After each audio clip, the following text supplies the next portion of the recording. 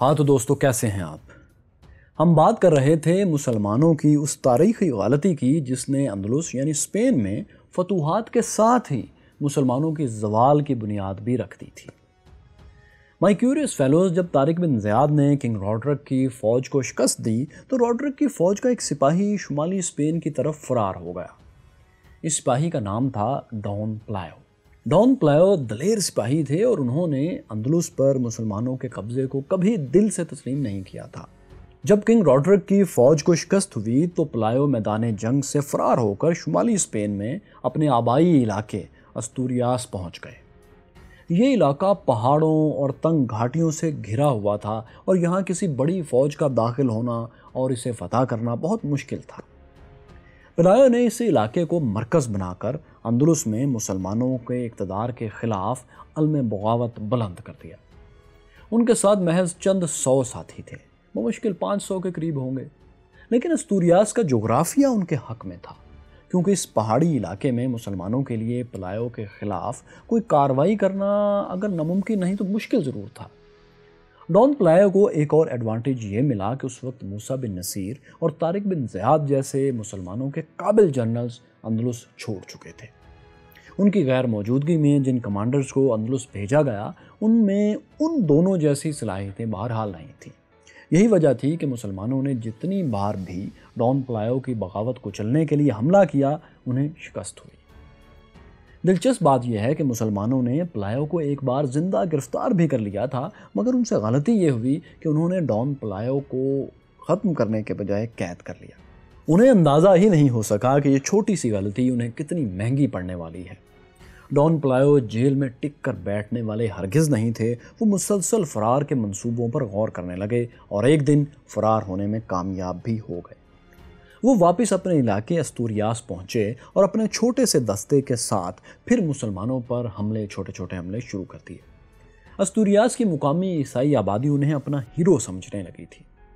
ان لوگوں نے 718 میں ڈان پلائیو کو اپنا بادشاہ بنا لیا۔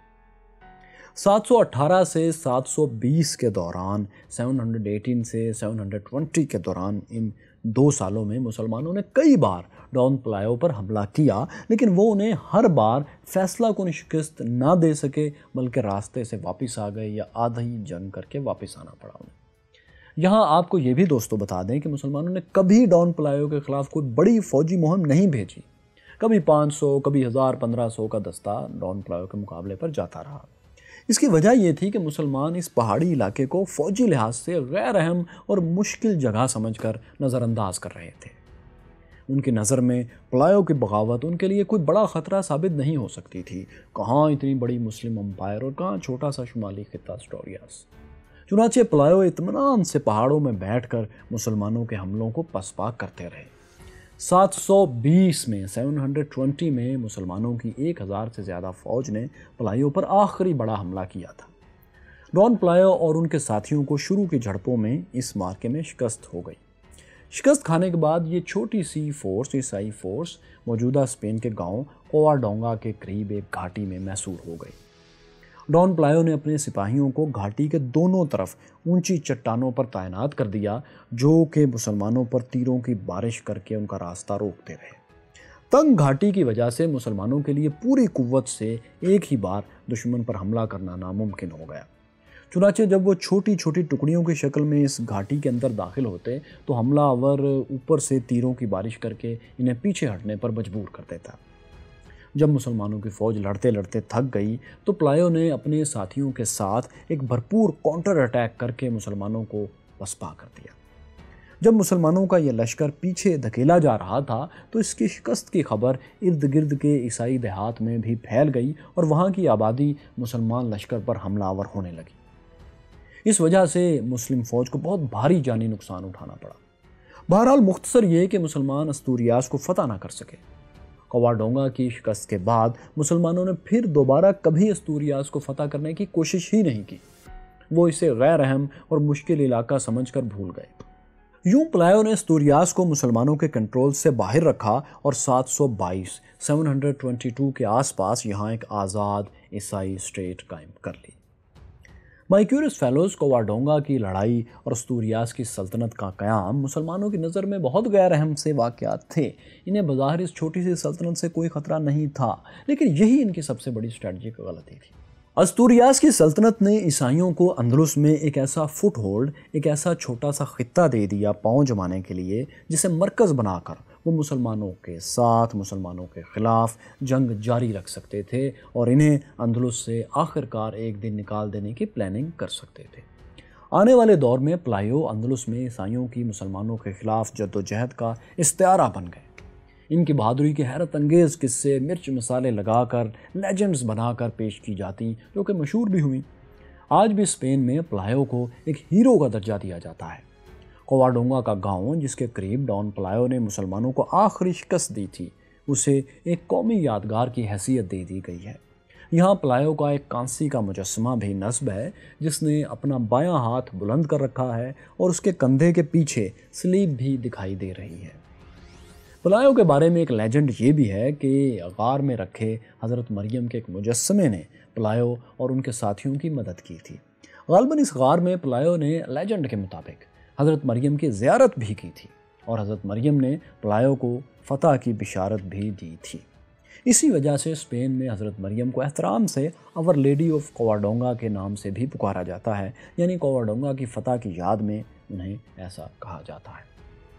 جس غار کے متعلق مشہور ہے کہ یہاں ڈان پلائیو کو مبینہ طور پر حضرت مریم کی زیارت ہوئی تھی، اس غار کے دہانے پر بھی ایک عبادت گاہ تعمیر کر دی گئی ہے۔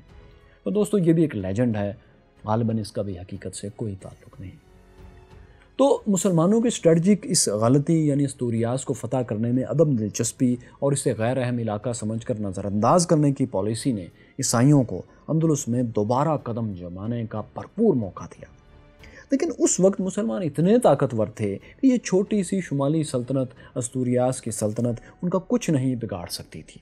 اس لیے مسلمان اطمینان سے اندلس پر حکومت کرتے رہے۔ اس دوران افریقہ اور عرب ممالک سے مسلمانوں کی بڑی تعداد آ کر اندلس میں آباد بھی ہوتی رہی، لیکن ان میں سے زیادہ تر مسلمانوں کی تعداد جنوبی اندلس میں اور بڑے شہروں میں جیسا کہ تلیتلا، اشبیلیا اور کرتبہ میں آباد ہوتی رہی۔ دوستو، ہوا یہ کہ مسلمانوں نے یہاں ایک اور بڑی غلطی کر دی۔ وہ یہ کہ انہوں نے اسپین کے دور دراز شمالی پہاڑی علاقوں میں آباد ہونے کی کوشش ہی نہیں کی، بلکہ ان علاقوں کو انہوں نے مقامی عیسائی جاگیرداروں کے حوالے کر دیا، جنہوں نے وسگوتھک سلطنت کے خلاف مسلمانوں کا ساتھ دیا تھا۔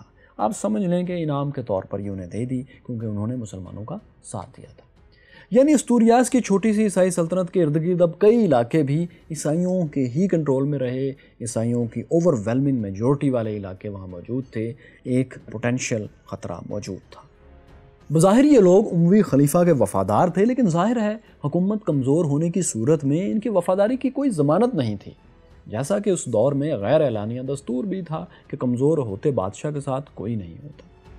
تو اس طرح ہم کہہ سکتے ہیں کہ مسلمانوں نے ان علاقوں کو عیسائیوں کے کنٹرول میں دے کر اپنے لیے ایک ممکنہ بغاوت کا سامان خود ہی تیار کیا تھا۔ تو مائیکیورس فیلوز 720 کے بعد کے دور میں یہ صورتحال تھی کہ ایک استوریاس کی سلطنت کو جو شمالی اسپین میں تھی، اس کو چھوڑ کر پورا اندلس کا علاقہ، یعنی آج کا اسپین اور پرتگال کا یہ پورا علاقہ مسلمانوں کے قبضے میں آ چکا تھا۔ انہوں نے اندلس کے دارالحکومت کو تلیتلا سے کرتبہ شفٹ کر دیا۔ مسلمانوں کی بڑی تعداد اندلس میں آباد ہو چکی تھی اور مزید آباد کار بھی وہاں پہنچ رہے تھے، افریقہ سے، عرب سے، مڈل ایسٹ سے، سب جگہوں سے۔ یوں تقریباً 70 سے 80 برس تک اندلس کے حالات بالکل پرسکون اور سٹیبل رہے۔ تاہم اس دوران دو بڑے اہم واقعات ہوئے۔ پہلا واقعہ یہ تھا کہ مسلمانوں نے 732 میں، یعنی اندلس کے مکمل فتح ہونے کے تقریباً 10-12 برس بعد، مغربی فرانس پر حملہ کیا۔ اندلس کے گورنر عبد الرحمن بن عبداللہ اس حملے کو لیڈ کر رہے تھے، لیکن ان کی فوج کو فرانس کے بادشاہ چارلز مارٹل کے ہاتھوں شکست ہوئی۔ اس لڑائی میں عبد الرحمن بھی جان سے ہاتھ دھو بیٹھے۔ اس شکست نے مسلمانوں کی یورپ میں مزید فتوحات کے لیے بہت حوصلہ شکنی کی اور مسلمانوں کی یورپ میں فتوحات کو یہاں بریک لگ گئی۔ دوسرا اہم واقعہ ہوا 756 میں۔ یہ وہ دور تھا جب دمشق میں اموی خلافت کا خاتمہ ہو چکا تھا اور اس کی جگہ ایک خونی انقلاب کے بعد عباسی خلافت قائم ہو چکی تھی۔ عباسی حکمران اموی خاندان کے لوگوں کو چن چن کر قتل کر رہے تھے۔ ایسے میں اموی خاندان کے ایک رکن عبد الرحمن بن معاویہ فرار ہو کر اندلس پہنچ گئے۔ انہوں نے اندلس میں امویوں سے ہمدردی رکھنے والے مسلمانوں کو اپنے ساتھ ملایا اور 756 میں قرطبہ پر قبضہ کر کے اندلس میں نئی اموی سلطنت قائم کر دی۔ یعنی مسلمانوں کی جو اصل سلطنت، بڑی سلطنت مڈل ایسٹ میں دمشق کے پاس جو بغداد میں چلی گئی تھی، وہ عباسی خلفاء کے پاس تھی، اور اندلس میں اموی سلطنت عبد الرحمن اول، جنہیں کہا گیا عبد الرحمن بن معاویہ تھے، انہوں نے قائم کر دی۔ اب اندلس امویوں کے ہاتھ میں، یعنی مسلمانوں کی اموی شاہ کے ہاتھ آ گئے۔ اس سلطنت کا اب عباسی خلافت، یا آپ اسے عباسی سلطنت بھی کہہ سکتے ہیں، اس سے کوئی سیاسی تعلق نہیں تھا۔ یہ قرطبہ کی آزاد اور خود مختار اموی سلطنت تھی۔ عبد الرحمن نے خلیفہ یا بادشاہ کے بجائے اب امیر کا ٹائٹل یہاں اختیار کیا اور 788 تک اندلس پر حکومت کی۔ یہاں تک دوستو حالات پھر سٹیبل تھے اور اندلس کے مسلمان خوشحال تھے، طاقتور تھے، اور انہیں عیسائیوں سے بھی کوئی چیلنج درپیش نہیں تھا۔ لیکن 788 میں عبد الرحمن اول کی وفات کے کچھ برس بعد صورتحال بدلنے لگی۔ اس کی وجہ یہ تھی کہ عبد الرحمن اول کے جانشین بہت کمزور تھے اور سلطنت پر ان کی گرفت بھی پوری طرح برقرار نہیں تھی۔ اس کا نتیجہ یہ نکلا کہ شمالی اسپین میں استوریاس کی چھوٹی سی عیسائی سلطنت طاقتور ہونے لگی، طاقت پکڑنے لگی۔ اس علاقے میں مسلمانوں نے جن عیسائیوں کو شروع میں جاگیریں دی تھیں اپنا ساتھ دینے کی وجہ سے، وہ بھی اب خود مختار ہونے لگے۔ یوں اگلے 200 برس کے دوران شمالی اسپین اور جہاں آج پرتگال ہے، اس علاقے میں چھوٹی چھوٹی عیسائی ریاستیں وجود میں آ گئیں۔ یعنی وہ جاگیر سے آگے بڑھ کر انہوں نے خود مختاری کا اعلان کر دیے اور وہ خود مختار چھوٹی چھوٹی ریاستیں یا نیم خود مختار بننے لگیں۔ ان میں سب سے طاقتور ریاست کاستیل تھی اور اس کے بعد آراگون تھی۔ مائکیورس فیلوز شمالی اندلس میں جو عیسائی ریاستیں قائم ہو رہی تھیں، ان میں ایک بات مشترک تھی، وہ یہ کہ ان سبھی ریاستوں کے حکمران اور عوام دل سے چاہتے تھے کہ وہ مسلمانوں کو ہر قیمت پر اندلس سے، یورپ سے نکال دیں۔ ان کا خیال تھا کہ اندلس کی زمین ان کی ہے، کیونکہ مسلمانوں کی آمد سے پہلے یہاں عیسائیوں کی ویسگوتھک سلطنت قائم تھی۔ چنانچہ اب یہ نئی عیسائی ریاستیں سمجھنے لگی تھیں کہ وہی ویسگوتھک سلطنت کی اب وارث ہیں، ان کا فرض ہے کہ وہ مسلمانوں سے اندلس کی سرزمین کا چپا چپا واپس لے کر اپنی ریاست قائم کریں۔ عیسائیوں میں یہ بھی مشہور ہو گیا تھا کہ مسلمانوں نے ویسگوتھک سلطنت پر اس لیے فتح پا لی کہ ویسگوتھک سلطنت کے حکمران عیاش ہو گئے تھے اور عیسائیت کی تعلیمات سے بھی دور ہو گئے تھے، اس لیے انہیں خدا نے سزا کے طور پر ختم کر دیا اور مسلمانوں کی شکل میں عیسائیوں پر ایک عذاب مسلط کر دیا۔ اس لیے عیسائیوں نے اب مسلمانوں سے اپنے علاقے واپس لینے ہیں، تو ان کا خیال تھا کہ انہیں عیسائیت کی طرف واپس آنا ہوگا، اپنے اخلاقیات عیسائیت کے مطابق بہتر کرنا ہوں گے۔ 9ویں صدی یعنی 9th سینچری میں ہی عیسائی ریاستوں میں حکومتی سرپرستی کے ساتھ ایسی کتابیں اور لٹریچر لکھا جانے لگا جن میں مسلمانوں سے نفرت پھیلائی جانے لگی۔ عیسائی مسلمانوں کو حقارت سے مور کہتے تھے۔ عام طور پر اس اصطلاح کا مطلب تھا افریقہ کے رہنے والے لوگ۔ حالانکہ اندلس میں تو عرب مسلمان بھی رہتے تھے، لیکن عیسائیوں کی نظر میں یہ سب افریقی یعنی مور تھے اور وہ ہر قیمت پر ان سے چھٹکارا چاہتے تھے۔ اسی بات کو مد نظر رکھتے ہوئے ایسا لٹریچر لکھا جا رہا تھا جس میں مسلمانوں کے خلاف عیسائیوں کے مذہبی جذبات کو بڑھا کر ان سے مطالبہ کیا جاتا تھا کہ وہ مسلمانوں کو اندلس سے نکال کر دوبارہ اپنی سلطنت قائم کریں۔ اندلس کو دوبارہ فتح کرنے کی اس جدوجہد کو آج اسپینش ری کانکویسٹ کا نام دیا جاتا ہے، یعنی اسپین کی دوبارہ فتح۔ اب دیکھیے، ایک طرف تو عیسائی مسلمانوں سے اندلس کو دوبارہ چھیننے کے خواب دیکھ رہے تھے، لیکن دوسری طرف مسلمان عیسائیوں کو جاگیریں دے رہے تھے۔ ان کے زیر کنٹرول علاقوں میں مسلمان، عیسائی اور یہودی سب مل جل کر رہتے تھے اور انہیں مذہبی آزادیاں بھی بہت زیادہ حاصل تھیں۔ لیکن اس سب کے باوجود بھی عیسائی سمجھتے تھے کہ وہ مسلمانوں کے غلام بن چکے ہیں اور وہ غلام بن کر نہیں رہ سکتے۔ یعنی مسلمان ان سے جتنا بھی اچھا سلوک کریں، وہ انہیں ہر قیمت پر اندلس سے نکالنا چاہتے تھے، کیونکہ وہ خود کو اس زمین کا مالک سمجھتے تھے۔ ان کے مقابلے میں مسلمانوں کی پالیسی ایسی تھی جس میں کمپرومائز کرنے اور کو ایگزسٹ کرنے یعنی مل جل کر رہنے کی بہت زیادہ گنجائش تھی۔ ہم کہہ سکتے ہیں کہ مسلمان اندلس سے عیسائیوں کو نکالنے کے حوالے سے اتنے سیریس نہیں تھے جتنا عیسائی انہیں اندلس سے نکالنے کے لیے بے چین تھے۔ یہی وجہ تھی کہ مسلمان شمالی اندلس کی طرف سے امڑتے ہوئے عیسائی خطرے کو نظر انداز کر رہے تھے، اور نہ ہی اس کے مقابلے کے لیے انہوں نے خود کوئی ٹھوس حکمت عملی بنانے کی کوشش کی تھی۔ لیکن مائی کیوریس فیلوز عیسائی ریاستیں اندلس پر دوبارہ قبضے کی شدید خواہش کے باوجود شروع میں بہت بے بس تھیں۔ وجہ یہ تھی کہ اندلس کی اموی ریاست اب بھی بہت طاقتور تھی۔ اندلس کا آدھے سے زیادہ علاقہ ابھی تک مسلمانوں کے قبضے میں تھا، اور وہاں اب مسلمانوں کی اچھی خاصی آبادی ہو چکی تھی۔ یہی وجہ تھی کہ اندلس کی اموی سلطنت عیسائی ریاستوں کو ناکوں چنے چبوانے کی پوری صلاحیت رکھتی تھی۔ اس لیے پورے اندلس پر قبضہ کرنا فی الحال عیسائی ریاستوں کے لیے ناممکن تھا۔ اموی سلطنت کی زبردست طاقت کا اظہار 10ویں صدی 10th سینچری میں دو مسلم حکمرانوں نے بھرپور طریقے سے کیا۔ ان میں پہلے حکمران کا نام تھا عبد الرحمن سوئم عبد الرحمن III، اور دوسرے کا نام تھا ابو عامر محمد بن عبداللہ، جنہیں المنصور یعنی فاتح کے لقب سے بھی یاد کیا جاتا ہے۔ عبد الرحمن III نے 912 میں جب حکومت سنبھالی تو اندلس کی اموی حکومت بہت کمزور ہو رہی تھی۔ اندلس کے بہت سے علاقے اس کے کنٹرول سے نکل چکے تھے، جبکہ عیسائیوں کی طرف سے مسلمانوں کے علاقوں پر اب حملے شروع ہو چکے تھے۔ عبد الرحمن III نے بڑے حوصلے سے ان تمام خطرات کا مقابلہ کرنا شروع کیا۔ سب سے پہلے انہوں نے اندلس کے تمام مسلم اکثریتی علاقے جو امویوں کے کنٹرول سے نکل چکے تھے انہیں فتح کر کے اندلس کی سلطنت کو پھر سے مضبوط کیا۔ دوسرا کام انہوں نے یہ کیا کہ شمال کی عیسائی ریاستوں پر حملے شروع کر دیے۔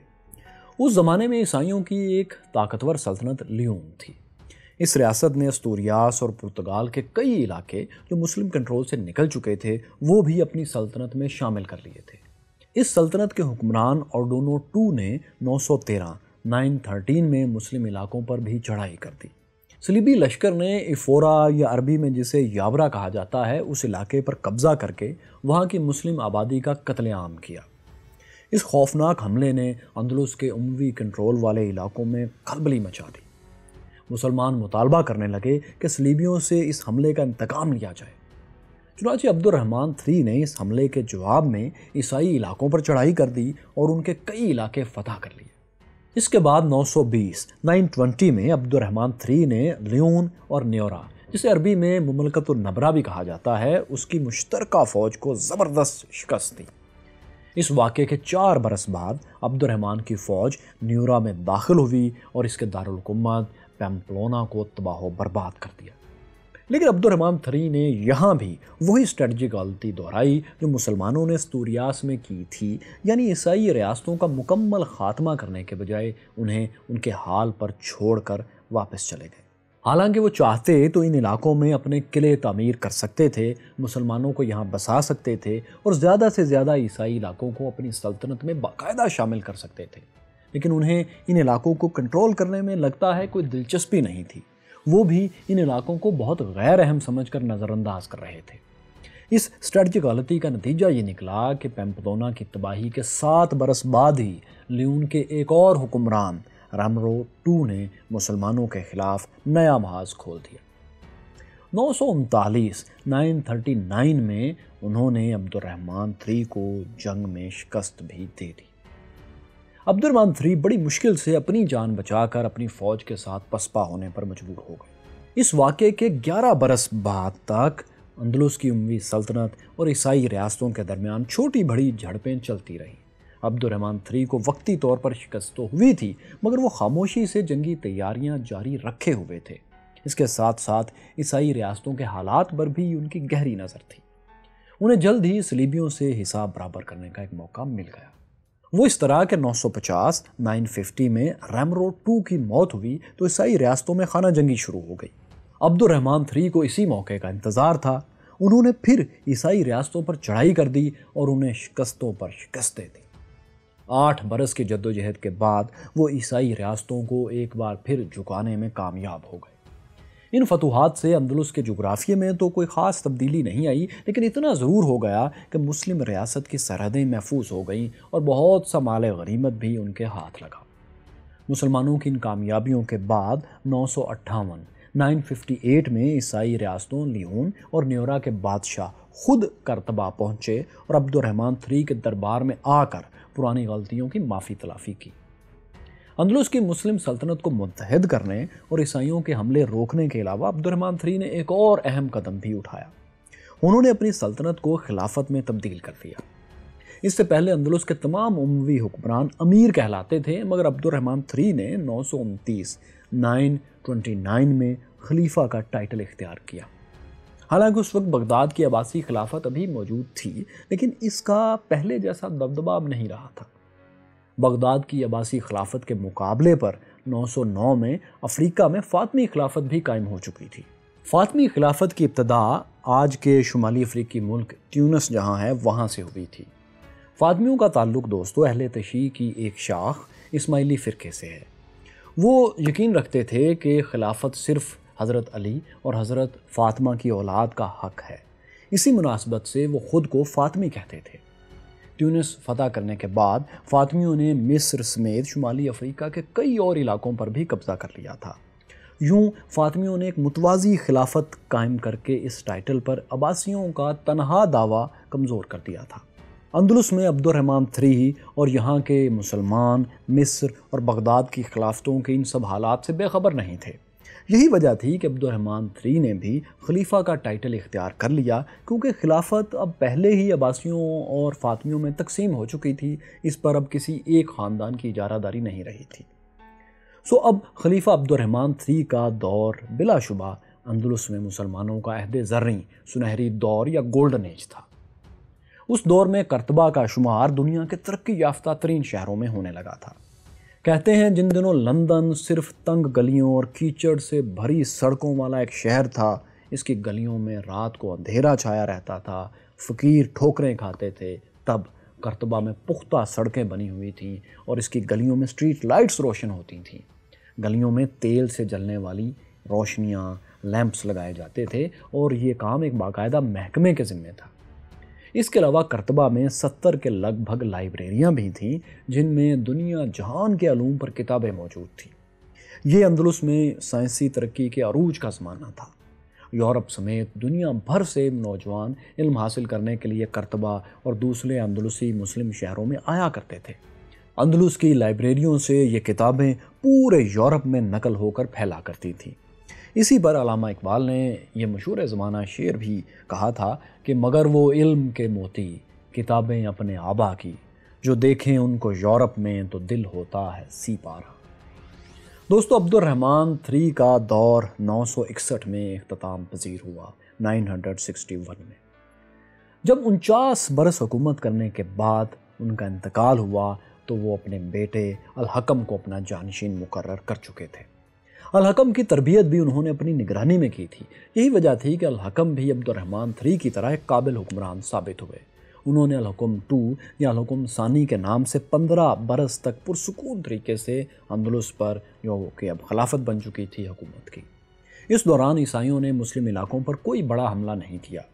976 میں الحکم کا بھی انتقال ہو گیا، لیکن ان کی وفات ایک 38 سالہ درباری کے لیے دوستو نعمت ثابت ہوئی، جو اموی دربار کا سب سے طاقتور عہدہ حاصل کرنا چاہتے تھے، یعنی وزیر اعظم کا عہدہ۔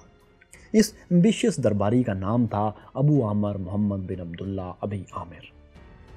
ابی عامر خلیفہ نہیں تھے اور نہ ہی شاہی خاندان سے تعلق رکھتے تھے، لیکن وہ عرب تھے اور یہ کہا جاتا تھا کہ ان کے آباء و اجداد نے اندلس کی فتح میں طارق بن زیاد اور موسیٰ بن نصیر کے شانہ بشانہ حصہ لیا تھا۔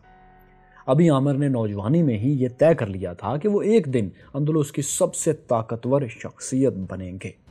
اس سوچ کے ساتھ وہ اپنے آبائی علاقے ترش کو، جو کہ اسپین کا ایک ساحلی علاقہ ہے، چھوڑ کر کرتبہ چلے آئے اور یہاں انہوں نے شرعی قوانین کی تعلیم حاصل کی۔ اندلس کے عموی دربار میں پڑھے لکھے لوگوں کی بہت قدر کی جاتی تھی۔ ابی عامر کو بھی اپنی علمی قابلیت کے بل بوتے پر شاہی دربار تک پہنچنے کا موقع مل گیا۔ دربار میں رہتے ہوئے انہوں نے شاہی خاندان سے بھی رابطے قائم کیے۔ خلیفہ الحکم II کی بیوی ملکہ سبا ابی عامر پر خاص طور پر مہربان تھیں۔ انہوں نے ابی عامر کو اپنے بیٹے ہشام کا گارڈین اور اپنی دولت کا مینیجر بھی مقرر کر دیا تھا۔ جب 976 میں الحکم ثانی کی موت ہوئی تو ان کے جانشین ہشام یا ہشام ثانی کی عمر محض 14 برس تھی۔ خلیفہ الحکم نے اپنے بیٹے ہشام کی مناسب فوجی اور سیاسی تربیت نہیں کی تھی، یا شاید موت نے انہیں ایسا کرنے کی مہلت ہی نہیں دی۔ بہرحال جو بھی تھا دوستو، اب 14 سالہ کم عمر اور نہ تجربہ کار نئے خلیفہ ہشام اپنے طاقتور درباریوں کے رحم و کرم پر تھے۔ الحکم کی موت کے ساتھ ہی دربار میں سازشیں شروع ہو گئیں، جیسا کہ ہر طاقتور حکمران کی موت کے بعد ہوتا ہے۔ یعنی حکمران طبقے کے ہر گروہ نے اپنی مرضی کا خلیفہ لانے کے لیے پاور گیمز شروع کر دی۔ ان پاور گیمز میں شاہی محل کے گارڈز بھی شامل تھے۔ محل کے گارڈز نے سب سے پہلے تو یہ کیا کہ خلیفہ کی موت کو خفیہ رکھا۔ ان کا پلان یہ تھا کہ عام لوگوں کو خلیفہ کی موت کا علم ہونے سے پہلے ان کے بڑے بھائی المغیرہ کو خلیفہ بنا دیا جائے گا۔ لیکن ان کے اس پلان کی خبر کسی طرح ابن ابی عامر کو ہو گئی۔ انہوں نے فوری طور پر 100 سپاہی اکٹھے کیے اور المغیرہ کے پاس جا پہنچے۔ انہوں نے المغیرہ کو ان کے باقی گھر والوں کے سامنے ہی گلا دبا کر قتل کر دیا۔ اس کے بعد باقی سازشوں کو بھی موت کے گھاٹ اتار دیا گیا، بہت سوں کو جلا وطن کر دیا گیا۔ ابی عامر نے شاہی دربار میں اپنے تمام مخالفین کو ایک ایک کر کے ختم کیا اور سلطنت کے حاجب کا عہدہ سنبھال لیا۔ حاجب دربار کا سب سے طاقتور عہدہ ہوتا تھا، اسے آپ آج کی زبان میں وزیر اعظم کہہ سکتے ہیں۔ اب ابن ابی عامر نومر خلیفہ ہشام کے گارڈین بھی تھے اور سلطنت کے وزیر اعظم بھی۔ ان کا اندلس میں سب سے طاقتور شخص بننے کا خواب پورا ہو چکا تھا۔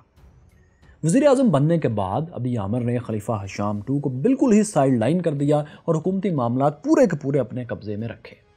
اب خلیفہ کی حیثیت دوستو دربار میں کٹ پتلی کی رہ گئی تھی۔ وہ اپنی مرضی سے اپنے محل سے باہر بھی نہیں جا سکتے تھے۔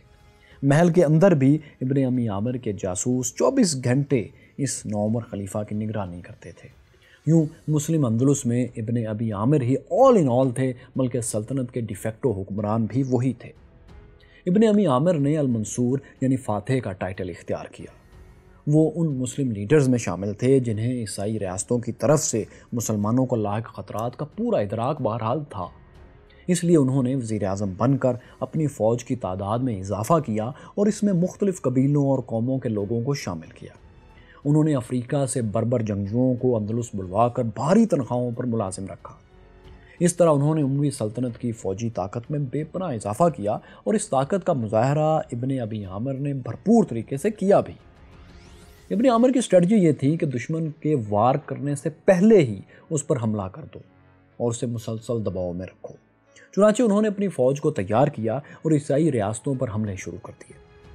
ابی عامر نے اپنے دور حکومت کے دوران عیسائی ریاستوں پر 50 سے زیادہ حملے کیے۔ یہ بھی کہا جاتا ہے کہ وہ ہر برس میں کم از کم 2 مرتبہ عیسائی ریاستوں پر دھاوا بولتے تھے۔ انہوں نے شمالی اسپین کے دور دراز علاقوں میں جا کر بھی صلیبی لشکروں کا مقابلہ کیا، ان کی ریاستوں کے اوپر حملے کیے۔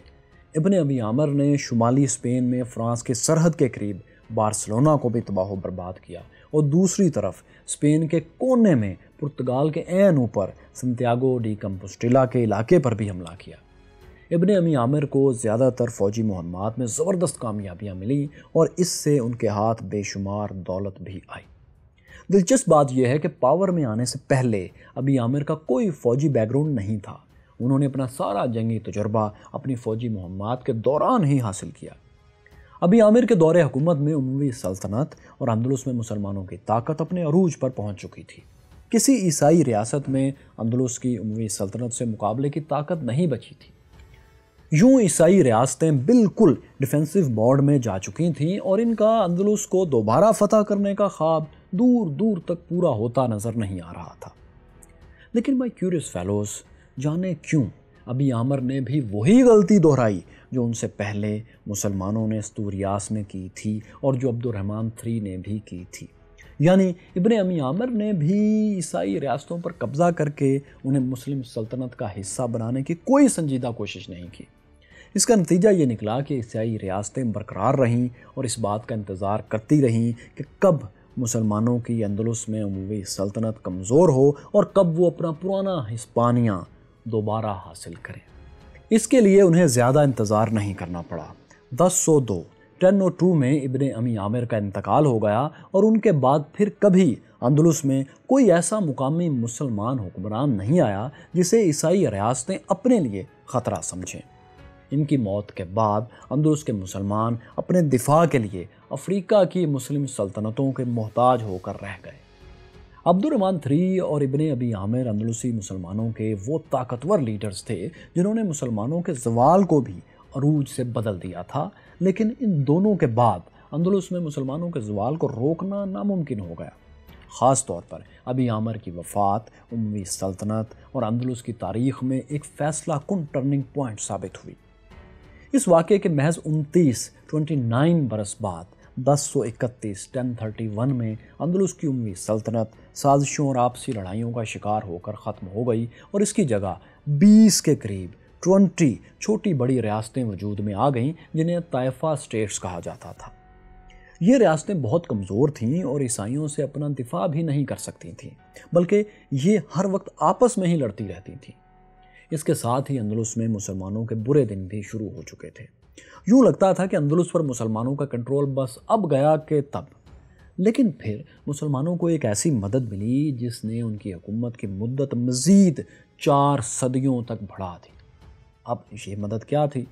اندلس میں مسلمانوں کو بچانے کا ایک اور اہم موقع دوستو پھر ضائع ہو گیا۔